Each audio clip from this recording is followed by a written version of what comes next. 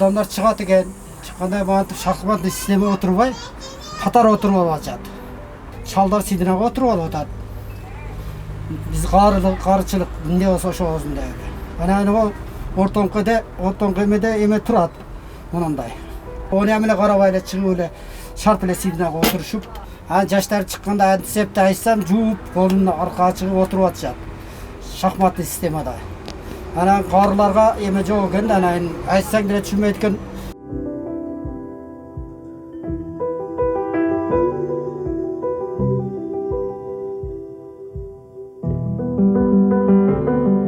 Азыр биз автобустун, троллейбустун иштерин баягы орундарды шахматный түрдө коюп чыкканбыз. Ал жерге белгилерди коюп, ошондо жалпы автобуста 26 орун болгон болсо, ошонун где-то 14 отура алат дагы, калгандары стоячий место калып атат да.